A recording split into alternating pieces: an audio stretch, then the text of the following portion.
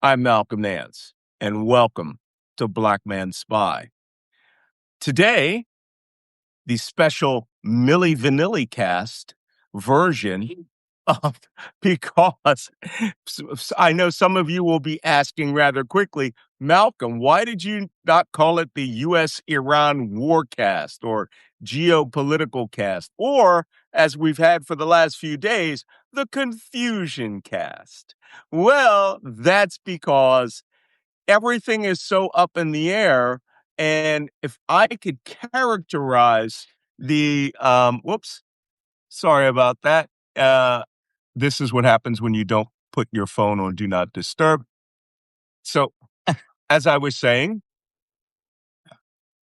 if I could characterize this event, the situation that we're in right now, the situation shift that we find ourselves in right now, it's sort of like the 250th birthday state fair Donald Trump is supposed to be running on the National Mall on July 4th. And if you haven't heard about this, and this will be a nice segue into geopolitics, if you haven't heard about this, the White House invited something like 9 what they called top tier Grammy award winning performers to come to the mall and play for America's 250th anniversary. Here's the kicker. No one that you would remember who has a name, right, was invited to this thing, all right? But some of the names that were invited are a little weird. And sort of like the U.S.-Iran Memorandum of Understanding, the White House says one thing, and the performers say another thing altogether, right? And one of the groups that was allegedly invited was the 1980s sensation Afro-German duo, MILLI-VANILLI. I'm gonna come closer because y'all ain't never gonna believe this. They wouldn't even get a gig in Europe. They invited MILLI-VANILLI to the National Mall to celebrate America's 250th birthday. But as someone that grew up during the 1980s, I was a young sailor dancing all across Europe, listening to MILLI-VANILLI. And I happen to recall, because I'm old, that one of those two gentlemen died a decade ago. Yeah, something like that. Right? I mean, he died 10 years or more ago. Two really, hey, don't get me wrong, two really good looking, I believe they were both from German mothers and African fathers, right? And they were just chiseled, good look guys. But the real controversy that mimics the U.S.-Iran talks is that MILLI-VANILLI, we find out years later, lip-synced everything they did. All of their songs were bullshit. Everything about them were faked. And they claimed, I saw a German documentary on this, they claimed they could in fact sing. All right. And this was before the auto-tune era. If you guys notice I'm looking down, it's because all your MILLI-VANILLI comments are coming on here. And some of them are pretty fun. Look, Sylvia Rivers says, I don't care. I love them. Yeah, they were good. They looked good, right? So and somebody says, this is why their dancing was effortless, because they didn't have to sing, right? They just it's so, Malcolm, oh, no. Don't be insulting the monkeys, Nancy from LA. The monkeys actually could sing. I still listen to Daydream Believer. But this whole thing with Trump and the 250th, what do they call it? America State Fair. Here, I'm going to get the actual list because we are working our way. This is our light banter, spy banter before we get to 1,000 people, right? And this supposed state fair invited many groups who were going to entertain everybody, right? And here's the list. Give me 1 second. Um, Here's the list of featured performers. Marina McBride, Young MC, CC in the Music Factory. I didn't even know those guys were still around. I think there might just be one of the C's. Whatever. Vanilla Ice. Oh, Oh, if it wasn't for White Boy Summer, which is what we call the Trump era, this guy would have. I remember when he went on TV and denounced everything he ever did and destroyed his records live on television, right? MILLI-VANILLI, the Commodores, who we all know, Morris Day in the Time, who at one point was equal to Prince. At one point, we even thought they were the they were the backup band for Prince.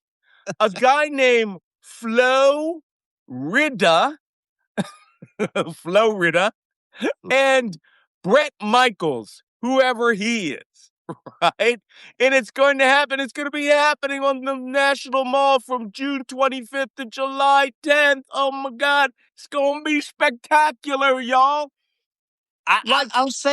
I'll say, Malcolm, the common denominator, at least between Milli Vanilli and Vanilla Ice, is they were the vanguard of alternate reality.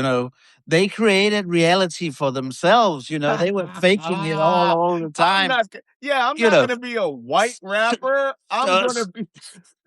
So that might be a thing, where they've thought these guys were really pretending what was reality way before we came along. So that's why. If you think about it, they typify the MAGA Trump experience, right? Yeah. Create your own reality and live in it. And it was the force everybody else to come along with you. This might be where I lost my 3,000 followers. Because I'm dissing Vanilla Ice and not loving on Milli-Vanilli. That being said, and this is why I made this the Milli-Vanilli cast today, because as Trump lives in his own alternate reality, U.S. foreign policy is very much like Milli-Vanilli, right?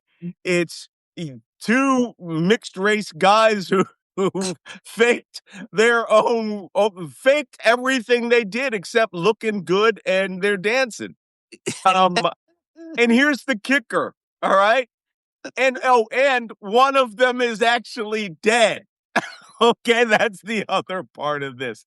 If this does not outline the parameters of the U.S.-Iran relationship and the memorandum of understanding, I don't know what does, other than Vanilla Ice. And who's that other guy that they really love? The guy who took the helicopter rides with Pete Hegseth recently. He's such a loser. He's always in the news. I still can't remember his name. So anyway, here's the problem with Trump's reality. Just like his, hey, I'm just going to grab a bunch of names that Stephen Miller, right, their full-scale, full-time neo-Nazi on the White House staff, who I affectionately labeled Baby Goebbels when I was on Real Talk with you. Yeah, Stephen Miller. Don't mention the war. You guys are merciless. You guys are merciless. Oh my God. For those of you who are like, God, I can't believe these guys joke around like this. This is precisely how every intelligence brief starts. Precisely. And then we shift and we start reading out the read board, right? We start telling you this stuff. But this is exactly like it. Somebody called him an anal polyp. No, do not insult the anus like that. Okay, we are not at 1K. Obviously, somebody, Dirk Fagra, wants to get down the business. So, let's go. Baby Gerbil, Baby Goebbels. We are still 2 away, Brett. So, Annie, there we are. Push We're at that button. 1,000. Push that button.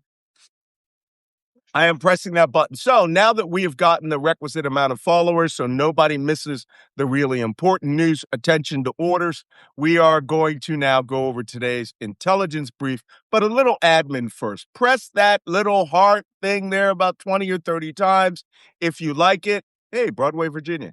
And then go up to the top. You have to be a subscriber, I'm sure, to watch this, but please share this podcast. I am trying to get back the 3,000 followers we lost from obviously insulting Milli Vanilli.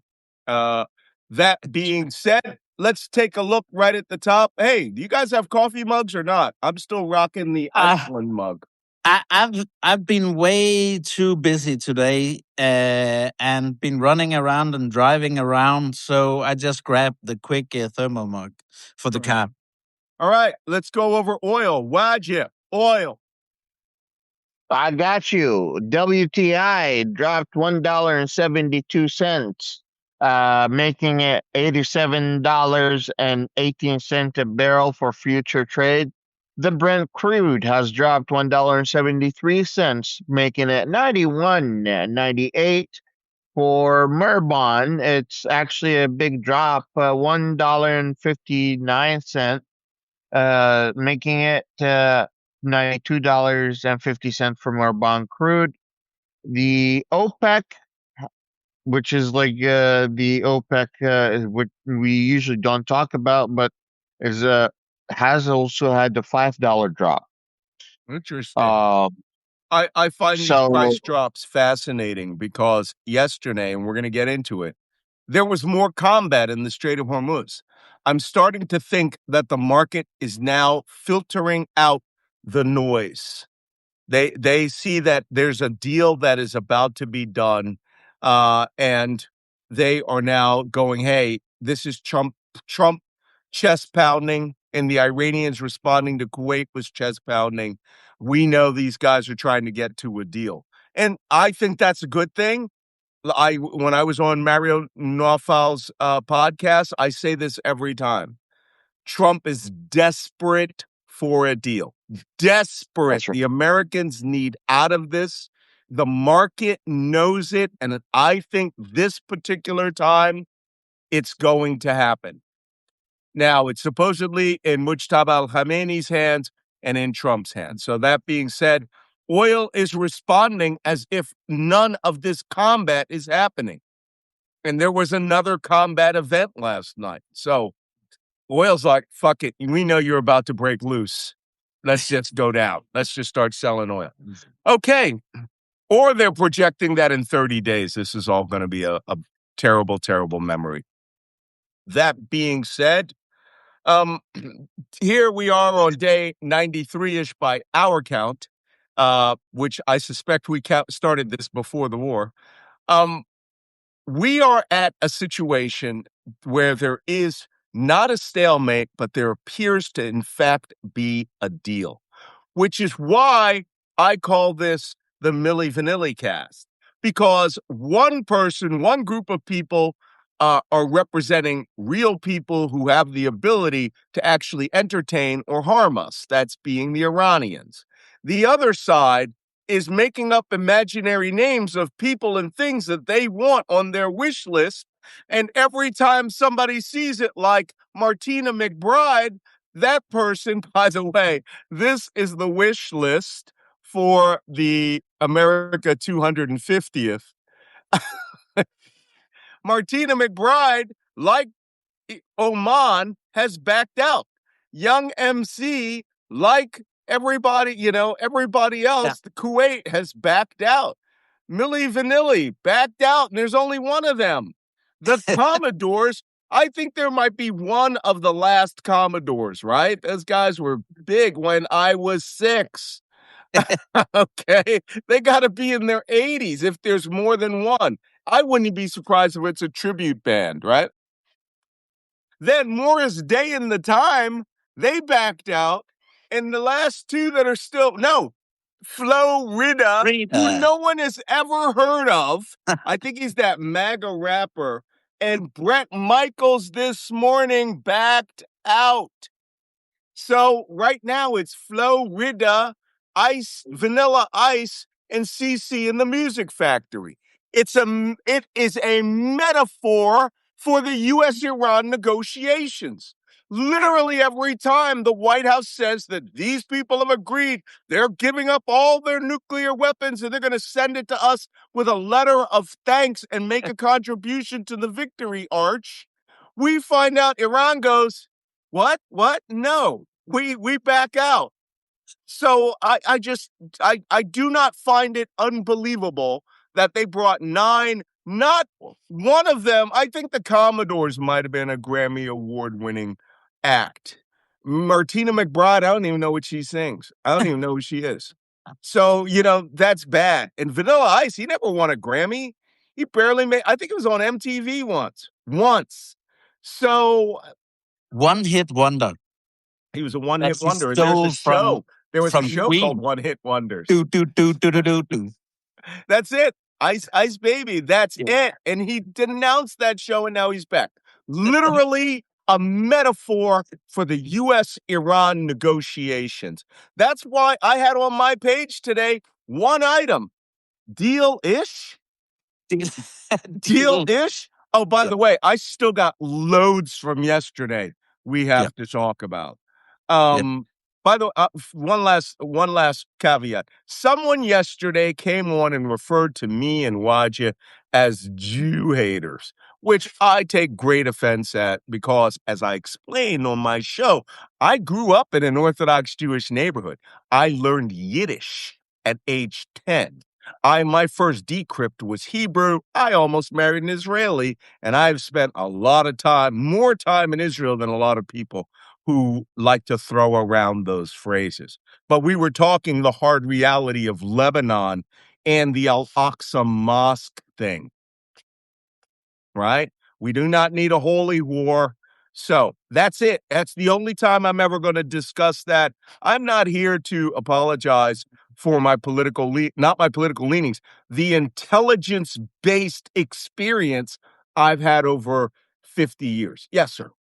If someone amongst our listeners claim that we've been talking about, a complete belief system, a complete religious orientation, and saying anything about that at any time during this show, I contest them to go and find it somewhere concretely. We have been lambasting extremist right wing groups, whatever beliefs they have. There are quite a few in Israel these days, Yep. and it has nothing to do with whatever strand of Jewish beliefs they have. If they can't accept Israel within the boundaries of the UN treaties and international rules, then that's what we condemn. Guys, we're intelligence professionals, minus Wajeeh. He's here for color. he's here for fun. He's and the silly hats. But I'm going to tell you something that I'm sure will offend those who think that intelligence professionals work on the basis of ideology. I work strictly on the basis of hard reality. And guess who agrees with my assessments about 100% of the time? The Mossad. Yeah. And the Mossad are hard realism guys. Hard Yeah. realism. The most recent former head of the Mossad was saying we should have, why are we in year 3 of the Yeah. fight against Hamas? I mean, you got to understand something. Hard reality is what it is. It's the fundamentals of intelligence analysis. We're giving you a depth and body of experience. And if it comes up that we go, hey, yo, y'all don't want a Middle East wide holy war, you might want to, back off of taking over and raising Dome of the Rock. The Mossad, head of Shin Bet, head of all these other orgs would be like, whoa, no, don't do that. That's what intelligence is. The political decision makers consume what we give, which is what we are doing to you. We are giving you the depth of analysis. You, as a consumer of the intelligence, have to make of it what you will, but we're giving it to you, and many of you enjoy it. What do you mean Waj is the best, Barbara?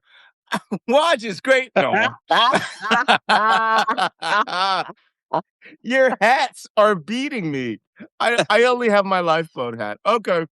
That being said, let's talk about the situation in the Gulf states. Yesterday, there was a ballistic missile attack in the vicinity of Bandar. It was launched from, interestingly, Bushehr, a Air Force base near Bushehr. Ballistic missile launch launched in the direction of U.S. Navy warships in the Strait of Hormuz that were escorting a tanker. The Iranians called it a warning shot, which is true because one ballistic missile, we can handle that. And those missiles don't hit all the time. I mean, ballistic missiles launch flying 500 kilometers or 300 in this particular circumstance. They have a very low probability of hitting. That's why we call them missiles, not hittles, right? They don't always hit the way that you want. So the Iranians sent that shot out. And of course, the United States went back and defensively blew up some air defense systems. This is two opposing forces doing the monkey beating its chest, the chimp beating its chest, and no one wants that little piece of banana after doing the chest thumping, space dominance routine. No one wants the piece of banana that the gatekeeper is going to give them more than Donald Trump does. They absolutely need it now. In the next 24 to 72 hours, the White House and Mujtaba al-Khamenei have to make a decision. Where do you guys think that this is going to go? Who's going to blink first and say, we agree? Trump. Okay, justify it. The Trump economy is the one being squeezed at the moment. The one who has upcoming midterm election is the Trump administration. The Iranians don't mind squeezing their people and don't mind putting pressure on their own people. And a lot of the people are actually putting their blame on the United States. Iran is making bank at the moment with the Strait of Hormuz. In the last 24 hours, 24 ships passed the Strait of Hormuz, and in the day before that, 26 ships passed the Strait of Hormuz. And at this point, they're using, Iran has become air traffic controller, like you were saying, almost for the Strait of Hormuz. And when you take a look at that, they their trade is with their neighboring countries still going, including India, including Pakistan, including China, and they are using the land to land transport. So they're not pressed economically as we like to think that they are.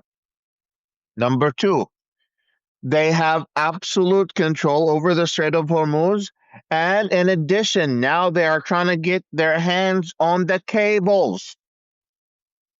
Oh, they don't have to do anything. They just have to say, we know where those cables are. Yeah.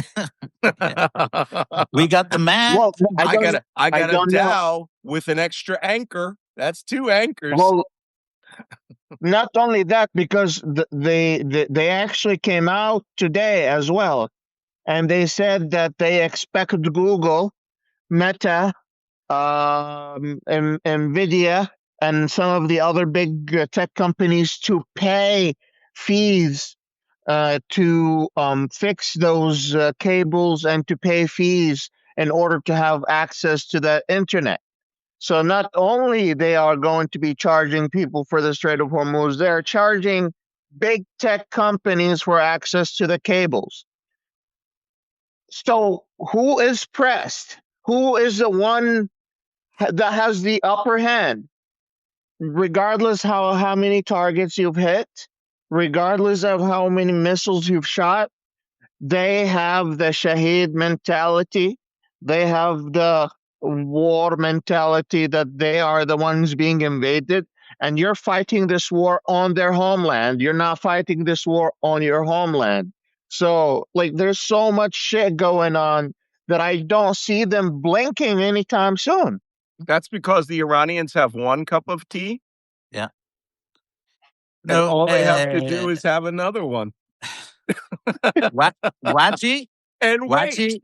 Wajeeh, I fully agree with your assessment. I fully agree. And the stunning thing to hear is this, this fantasy by some Western commentators. I even heard the former head of MI6 in a podcast on my way back from the center of Copenhagen just Mhm. now, saying he didn't think the Iranian were holding very strong cards. And it's because he doesn't understand that it's their perception of what they have, a hold on, and their whole calculus that they're in a good position. Why? As you said, they can take the suffering. Trump can't take the suffering. He can't keep this up. The political pressure on him is rising. It's not rising on the IRGC, for heaven's sakes. So they're in a good position, and we have seen exactly zero evidence throughout this whole negotiation circus that Iran would compromise. Every time there was talk about a deal, well, not a deal per se, but a concept of a plan, then it's Trump in his head and him talking to his cabinet, and the Iranians are sipping another cup of tea and saying, "Well, this is our position, and it's been the same position all along." Turkish So, double it, hilwa.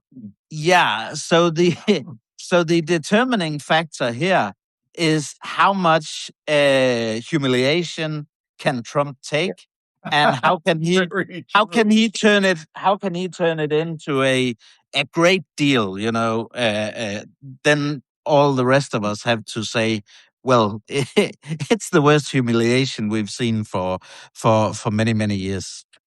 And Well, the Iranians, like, I was going to say, like, if the Iranians was smart, they would give some space to Trump, but no, they're so smart, they don't give a tiny millimeter to Trump because they know any hole Trump could find, he goes into it and expands it with, I need more. They're Yeah. like, nah, you don't get a single millimeter, honey. mhm. Because once you get anything, all of a sudden you demand more and more. So if we show you, you get nothing, and that's all you get. Like, it's this or nothing. It's this or nothing. The tolls are ours. The uranium is not gonna go anywhere. The missiles and our proxies are going to stay exactly where they are. You like it or not, you have to agree to it. If you don't want to agree to it, the war keeps going. I don't care. And you can fire Tomahawk missiles at us for another 4 weeks, and then see how many years it will take to replenish Yeah. your stock of No, Tomahawks. We don't no, give a flying rat's ass. you won't be firing Tomahawk missiles for the next 4 weeks. They will be running out. They'll be like, Yeah, boss, exactly. we're at week 2.5, and I think we're going to Winchester. All right, which is Look, salty military talk for zero. yeah, Um, the IRGC know their combat mass. yes, they do. And And it's first off, the United States expended more ordnance than we'd used since Desert Storm, more precision ordnance on fucking rocks. All right, on rocks. Uh, to obliterate rocks. We want to on rocks. obliterate It isn't rocks. like we're gonna blow them rocks up. We're gonna hit them rocks within 1 meter, within 3 feet. We're gonna hit them rocks. Hey, listen, guys. Some things you should not be dropping precision weapons on. But this is Pete Hegseth's military. I'm gonna show you a video, by the way, of Pete Hegseth, 2 videos. But before I start, just FYI, I have posted up on the Black Man Spy chat that the U.S. Iran MILLI-VANILLI cast, day 93. Go post your questions there. What's funny is yesterday, I don't look back at my post, and we have like multiple confusion casts. And yesterday was the More War cast because of all the fighting that was going on. But now we're at MILLI-VANILLI cast. So go post your questions there at MILLI-VANILLI cast and your comments if you haven't had them there. I can't read the ones that are going through the scroll right now. I am reading those in real time, and I am catching some of your commentary you might see, like ping pong. Irene says that they're playing ping pong. Trump has given us all dementia, according to Derek. There's some great comments in here. I would come to this podcast just to read the comments down below because in real time, they're pretty funny. Okay. That being said, some of the items that are in the news, besides the fact that the United States and Iran traded blows yesterday with uh with um with Iran. Iran fired back a ballistic missile, not the one that went to Kuwait. All right. They fired ballistic missiles in the direction of the Persian Gulf. And it was very significant that they fired it from 300 kilometers away, northwest, up from Bushehr, and attacked the Strait of Hormuz. To give you an idea of how far they can project power. Initially, I thought it was a cruise missile. It was not a cruise missile. Virginia Lane says, we are all milli now. Because I guess we're senile. So, okay. Denise Clover says, this show has saved my sanity. Seriously. I love these comments, guys. Keep them up. I actually have gotten some really good commentary out of here that I've incorporated into my memoir, as a matter of fact. So, that being said, yesterday, with relation to, I'm going to bring up my bookmarks on Twitter, with relation to what's going on, well, Pete Hegseth, the Secretary of War, well, he's got something to say about all this. I am going to show you a video. Here. Pete Hegseth, he's out doing PT with the air wing of the USS Boxer. And before you laugh, I will clarify why this is funny, but here he is threatening murder, mayhem, and death on the Iranians. And since he's Secretary of War, he has a "This is War" t-shirt. Oh, that's clever. But he said the other day it wasn't a return to war, it's a project. No, bro. He is war. He's the secretary for projects.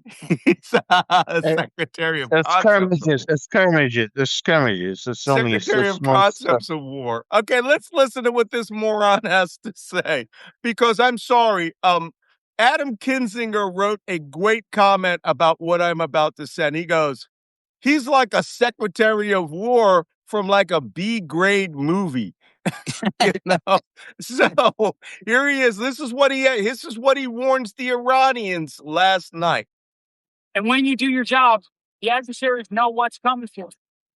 And that's when they either step up and meet the fury of the American military, down, and you create a whole bunch of options for America as a president. Wait, does he know how stupid that last comment he made was? The enemy knows what's coming for you. They either step up and meet the full fury of American forces, or they back down. Bro, let me come over here.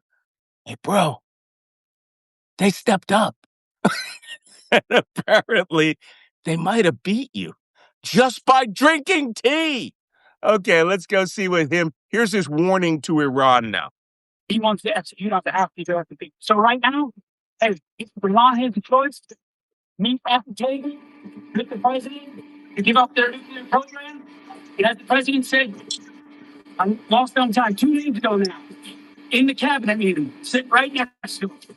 And he looks in the camera and says, well, Iran needed it anyway. It is either across the table, and they can do to my guy on the left. Happen to be me.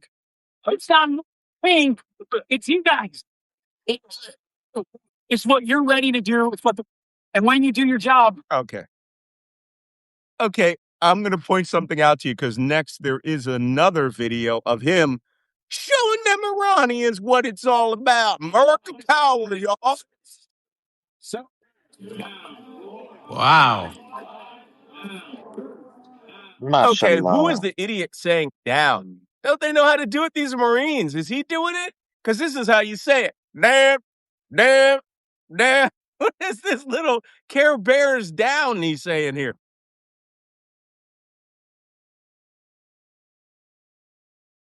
Oh, Malcolm. Malcolm, your bandwidth is gone. P-Tex didn't like that too much. He cut him off. Yeah, exactly. Exactly.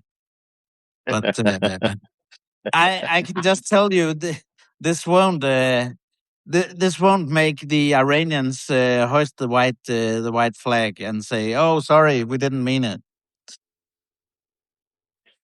From now on, we must call him His Excellency, the ruler of the two seas, P-Tex. The Secretary of Projects. Yeah. But anyway, the Project Freedom that he tried to resurrect the other day isn't going all that well. Well, why would it go if the Iranians are letting ships go and like through the Strait of Hormuz? Like also the insurance companies are just not going to be insuring these ships as long as the conflict is really high. Yeah. And the only ships that are trusting the process are the ships that are going through the toll booth or the Easy Pass. Yeah. Yeah. And now the U.S. is like threatening Oman. I don't know if you saw that. Yeah. Trump came out and was like, if Oman Yeah. takes money from the toll booth, then we will bomb them. Like, No, we have motherfucker, to you know blow who them up. Oman is? We have to blow them up, was what he said. We'll Yeah, just yeah, have yeah. to blow them up.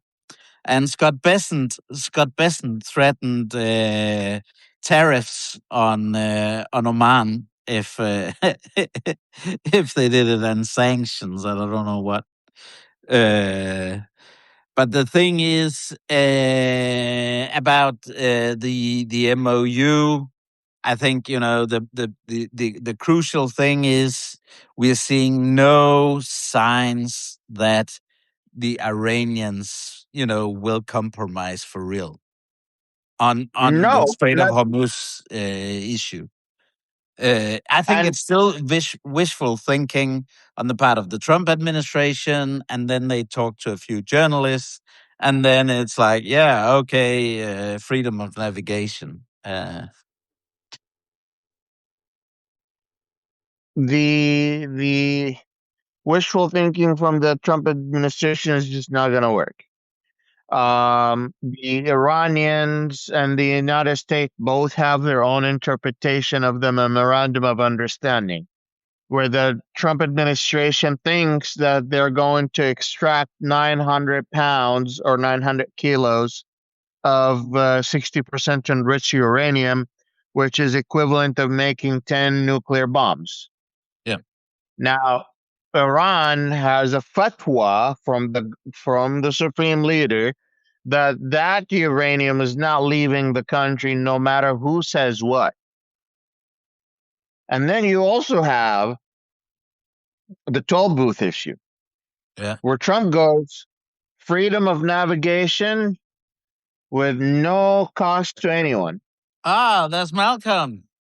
Sorry, Welcome guys. back, I Malcolm. just had a weird phenomenon happen. I don't know if you Apple iPhone owners have had this, but that phone was at 15% charge and it went out. I have a clamp here that's a camera clamp that's holding it up, and it makes the phone go hot. And sometimes when a phone is too hot, it will just shut down. And I'm like, what the heck? I got plenty of power. But I was We thought listening it to was you the Pete whole time. Hexeth. We thought it was Pete Hexeth that didn't like what you were That saying. they were jamming, right? Yeah. That we had jamming. But I just want to go back to the Hegseth thing, and then I'll let you guys continue your conversation. I was listening. There is a reason why I brought this to your attention, not just that Pete Hegseth was out doing PT, looking all like he's the South Park version that they make him out to be. It's because of where this is occurring and who he is with. He is with the Marines Air Wing of the USS Boxer. And those of you who might recall, the USS Boxer left San Diego in a super crazy emergency hurry about 2 months ago. And we were saying at the time, wow, that will be the second group of 2,500 Marines and 2,000 sailors that will supplement the USS Tripoli that has been in the Indian Ocean since January, right? Then about a month ago, we noticed the Boxer never made it to the war. And in fact, the Boxer, when we checked its position 3 weeks ago, is in Sasebo, Japan. And that is where the Secretary of Defense is at the Marine Corps Air Station, I believe it's Iwakuni, in Japan, doing push-ups. Yes. Where these Marines are not is the Persian Gulf. And I find it absolutely hilarious that he's talking about, yeah, the Iranians are going to get it. Well, you guys sit here and eat eat or eat Japanese food all day, have sushi and nigiri for lunch in your little bento boxes at your Marine base because, in fact, you should have replaced or supplemented the USS Tripoli 2 months ago. So what he's talking about is beyond me. This is the Milli Vanilli. Yeah. The ultimate The Milli Milli Vanilli Vanilli. of show of force. One half of them ain't there, and the other half is stuck out there and doesn't want to be in the show. Yeah. But this is Hegseth. Yeah. What a freaking joke. Joke of Yeah. a man. The big All right. Milli Vanilli show.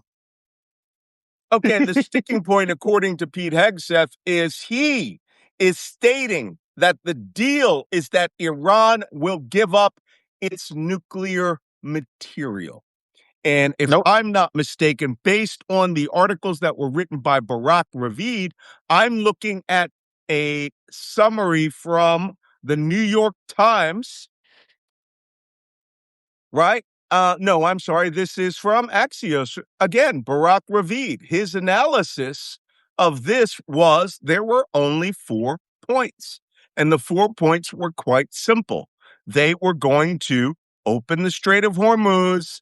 There was going to be a stated end of armed conflict.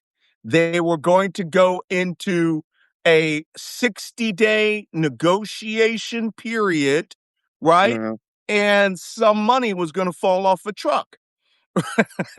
Balance of cash were the Qataris had negotiated $12 billion of zakat, right? Charity. And then at the end of the 60 days, they would receive an additional $24 billion. That is exactly what Iran, their money that is sanctioned, totals up to $24 billion. So, and last word was Trump has it. Mujtada al-Khamenei have it. It's a matter of those two saying yes. I might have missed it because I dropped out due to high heat. Um, did you guys think that they're going to sign it or no? I Wajeeh don't think says so. no. Yeah, I also doubt it. Really? You I don't think also Trump would take that off ramp? It's not about Trump taking the off ramp because because Trump keeps saying stuff that's not on the memorandum of understanding, and as much as like we say that there has been an understanding, Iran says Iran says nuclear cake is off the table. Iran says the tolls is off the table. Trump says tolls are definitely on the table and nuclear cake is on the table. So the two main principal things that would play an essential part in any game theory, whether it's a game of chicken or if it's the game of prisoner dilemma, you both end up with a maximist result. And when you have a maximist result and a prisoner dilemma, each side gets the short end of the stick. That's just how the game is played. And as long as both sides gets the end of the stick, they're both gonna keep saying no, no, no, no until something changes in that equation that they have to deal with. That's like what I'm going back to. I'm putting it in an equation and I'm throwing those things together. And every time I'm coming up with no deal. Yeah. Interesting. Jacob, do you agree? Yeah, I do. And I also think, that whole factor of Israel and Lebanon is still unresolved. And, the Israelis are putting pressure on Trump. And the Iranians, will also have a hard time signing on to anything as long as the Israelis are expanding the war and the footprint in Lebanon. They've crossed the Litani River, operating north of the Litani River today. So it makes it even harder for the Iranians to say yes. Yeah. So Yeah. I'm also inclined to say it's not going to happen. And then the big question That is, what next? that is an interesting comment about what's going on with Israel and Lebanon. I'm going over the proposal again right here for the MOU. This is Axios's scoop, and Axios is the mouthpiece. I think Stephen Miller Barack Ravid probably has an office right next to Stephen Miller in the White House. And here's the other components of the MOU that were supposed to be in place. The U.S. Navy blockade would be lifted gradually as in proportion to the restoration of shipping. It would include a commitment by Iran in verbal form, I guess, to not to pursue a nuclear weapon. And I find that hilarious. They will talk about their 960 pounds, 450 kilograms of nuclear material in a future date. But Trump wants them to say, "Oh, Pete Hegseth is correct. You have frightened us so much with your awesome push-up power that we will not pursue an atomic bomb. Halas, your push-ups are too hard." Do they? I'll say that. If I've got an atomic bomb waiting in the corner, I will say, I will never pursue an atomic bomb until the day it detonates and you guys see that we are now a nuclear power on par with Israel. Surprise. Right? I would sign that. The last one, of course, was about frozen funds and sanctions relief.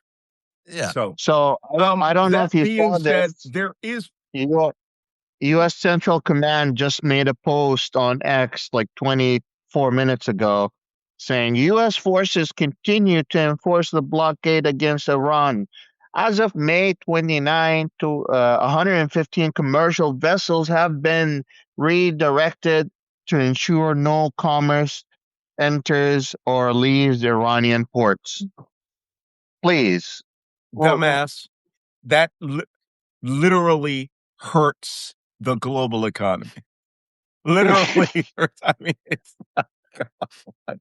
You know what? By the way, the British did a blockade of Iran also in 1952 when we were, or 1954, when we were overthrowing the Mossadegh regime because they nationalized oil in Iran. So guess what? That one didn't work either. Okay, one last big item that I want to discuss is that about restitution and money for Iran. In addition to the $24 billion of Iranian assets that were frozen that Qatar is going to give them at the signing, $12 billion gets transferred to Iran. And my favorite part was Jesse Waters on Fox yesterday was going, it's not a pallet of cash. No, it's a e-transfer of $12 billion. And as soon as they agree in 30 days without the 60-day agreement, they get another $12 billion. But here is a story the New York Times found yesterday. Tell me this doesn't sound familiar because we heard about this in the first month of the war. The New York Times is reporting that the White House is proposing a $300 billion investment fund led and organized by the United States into Iran. And supposedly, this investment fund was proposed by Steve Witkoff and Jared Kushner, that they would get people around the world to gather up their money and invest in Iran, which is run by Mujtaba al-Khamenei and the Iranian Revolutionary Guard, and we are trying to entice them with a $300 billion carrot to do reconstruction, of which Iran estimates $300 billion to $1 trillion of damage was done to their country. I think Ali Welch says it correctly. So, a bribe? I just don't understand these people. This was talked about early on, that the United States could make Iran a rich country, right? But now we're talking about a U.S.-backed investment fund in Iran. What are we investing in? Bandar Abbas beach hotels? Are they trying to get a Trump Tower to Iran? Somebody help me out here. Yeah. I mean, this is another example, and we've talked about this for plus 90 days now, of how the Trump administration refuses to understand the nature of the Iranian regime, because they don't give a shit about this. It's just like they think they can, bribe them into something, but that doesn't work with these morons. Because exactly. And, even if we could say, that's a stupid thing, but it's even more stupid because it doesn't work. It's not only that they're corrupt, someone that you can't corrupt this way. Yeah. I mean, they're talking about pallets of cash. This is a fucking $24 billion PayPal. And now you're going to do a $300 billion home renovation loan to Iran. This is madness. To be quite honest, it's schizophrenia. Yeah. This is what happens when you send real estate investors. And I swear to God, somebody there is going, it's 600 kilometers. I heard this, by the way, in Libya. When I went to Libya in 2011, I went with an Emirati. He couldn't believe that there was not one hotel on the entire Libyan coast outside of Tripoli. Right? From Tripoli to Tobruk, right? Like 600 kilometers. He was like, I'm calling my friends. We need an investment fund. We need to buy up all this coastline. That's what I'm seeing with these Trump people. They think that they can bribe them. You know what? The Iranians will say, yeah, this is a good idea. Why don't y'all load us some money? And tell you what, your money's going to be safe. But they view this as undeveloped coastline. Maybe they think Qashem Island could be sort of like Dubai. Oh, this is just bizarre. What Anyway, do they think? that's from the New York Times. So we've heard this before. He said it about Gaza. He said it about other countries, that he would set up investment funds.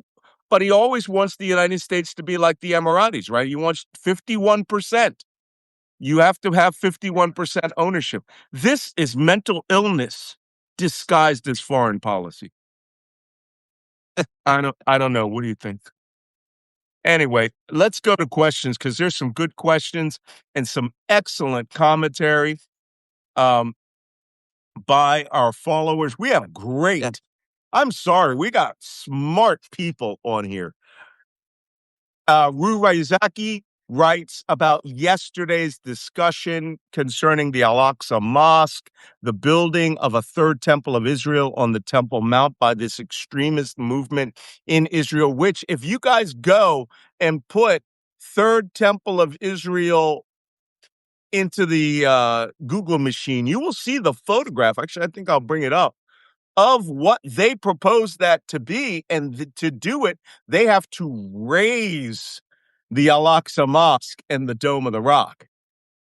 Okay, this isn't funny. So Rue says, in regards to highlighting the issues we have with fundamentalists yesterday, I'm not quite sure Ezekiel would be tied to any third temple prophecy, as he was considered to be a contemporary of Jeremiah, or they were both operating around the same time, and Ezekiel was part of the group's exile to Babylon, mid to southern Iraq, right? By the way, been to Babylon, been to Babel in southern Iraq. I can't say whether I got a Saddam Hussein brick, though. And the second temple was built during the return of the exiles under the Achaemenid Persian Empire. This is where Ezra and Nehemiah would fit in. Why would the second temple, commonly known as Herod's temple, is because of his renovations of the second temple, like the Western Wall, where we saw from my photographs where people prayed. But it was ultimately destroyed in the first Jewish-Roman War, right? Josephus wrote all about that, 79 AD. Not a great one, right? Not the best war. The Jews did not do well in that war. Interesting, the later Roman Emperor Julian, known as Julian the Apostate, was dealing with the Jews of the Levant to build a third temple in order to counterbalance the power of Christians. But riots and an earthquake and confrontations with the Seleucid Persian Empire derailed that. Wow, that commentary alone, this is a person who's doing research on this, just tells me I have a lot more reading to do. Just utterly amazing. But thank you for that commentary. Robot Bender is asking for more data about tank bottoms when we start getting to the bottom of fuel tanks. We'll look that up. We're going to go, but I would recommend you go to the commentary of Mr. Global on Twitter, at Mr. Global. That guy knows everything, and he's hilarious. He's just as funny as we are when he does his commentary. How much more, Roger Carter says, how much more dire will our fuel economy be in 45 days, assuming nothing changes? Apparently, the oil companies are making money hand over fist. Yes, they're making money hand over fist because your gas prices are going up. And the oil that would lower your gas prices is being sold overseas. That's what Trump means about we're selling a lot of oil. Yeah, overseas. Not to you guys. Okay. Somebody put up a meme of Netanyahu dog walking Trump. I don't particularly like that stuff. So just FYI. Malcolm, Cecil Norgard, who's Dane, Norwegian. I went to the Danish theater, Probably Danish. Kulturhuset in Copenhagen, and watched Susarak. Susarak, that's the name of that play by your recommendation. Jacob, get off now and go watch that play. Thank you. It was, she says, thank you. It was amazing. It's in Copenhagen now. Yeah, but man, my schedule has been crazy. Take the wife to a nice play. It's only 1 hour. Yeah. It's 1 hour. I really Yeah, enjoyed Man, that story, when you're like, "Oh, wow, that's a great story. This guy went out with all these expeditions, went to go find the Franklin. What? His ship was just crushed by ice? He yeah. jumps off with his wife, his 5 kids, 9 foreigners, ten Inuit, right, all together. His kayak, 1 kayak in the ship's lifeboat, and the rest of that shit went down. That's it. Everybody else, dead men. And then they lived on an ice floe for 6 months. Ice floe. Utterly amazing story. That is an incredible story of survival. And they came up off Newfoundland in Canada. Crazy. Rose says Trump wants much more than an off ramp. He wants to crush the Iranians. See that? Why compromise? Uh, bu- bu- bu- uh, Rue says the Iranian investment fund is just a scam as the day is long. Yes, it is. Yes, it is. And he'll Well, get all those pro Shah Iran guys to come and do the did, investment fund, right? did you hear about what happened to the Fund of the Peace Border board? peace? What fund?